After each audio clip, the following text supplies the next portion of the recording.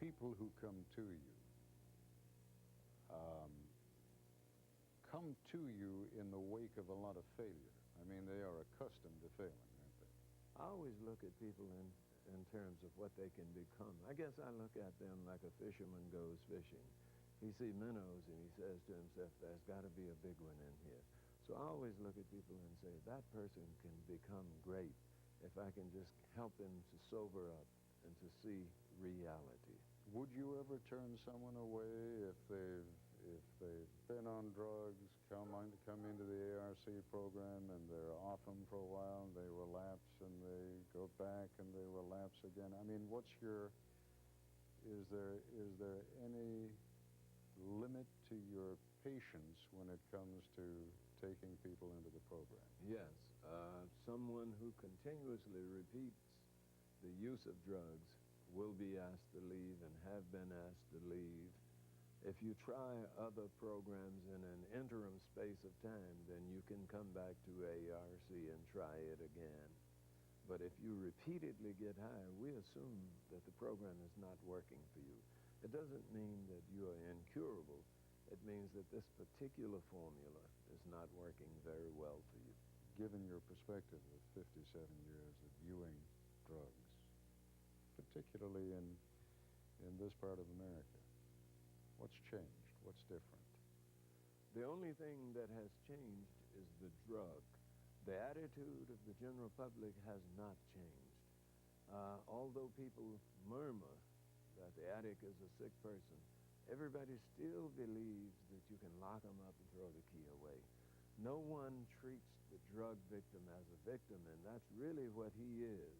But it's even gotten tougher, hasn't it? I mean, that particular part, the part of society, this notion of 3 strikes and you're out, and mandatory sentencing for drug use, that's something relatively new in our society. I mean, that's tougher than it used to be. That's tougher, but it's not going to stop the problem of drugs. Because in order to stop people from using drugs, you have to cure them of the ill and give them something to take its place. Remember, unlearn old destructive ways and learn new patterns of thoughts and action. An example of that is the people who sing in the choir.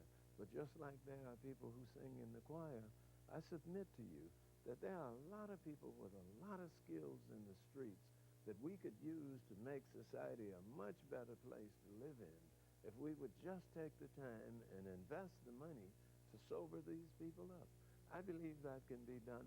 I believe ARC has been doing that for 40 years. And when you think of the cost of treatment, it's a whole lot less than the cost of putting people in prison or the cost of misery and suffering that society endures by having the drug problem and having addicts in the street every day. You set up a bit of a problem here. I mean, on the one hand, it's so simple. It costs $20,000, $25,000 a year to put a man in prison or a woman in prison, right? Your program, I take it, is somewhat cheaper than that. Cheaper. And you've had more than modest success rate. You've done well. Why are you having such trouble selling that notion? Why is that notion having such trouble spreading across the country? You think that America would be delighted to have a cheaper version and one that works better. One of the reasons why I consented to this show is because I realized at age 72 that I have 40 years of experience that was never exposed to society. This is a way of life with me, and the misery and suffering that I see in the street, it's also a way of life, and what I'm about is not putting on a show, but eliminating some of that misery that exists in the street. And it is so simple to do. It is so simple to show love to people. And that's all that's needed for people to understand that they are truly loved. Not loved irresponsibly, but hard, tough, sincere, honest love is what people need. And if we could get society to practicing that kind of a love, we wouldn't have as much of a drug problem as we have.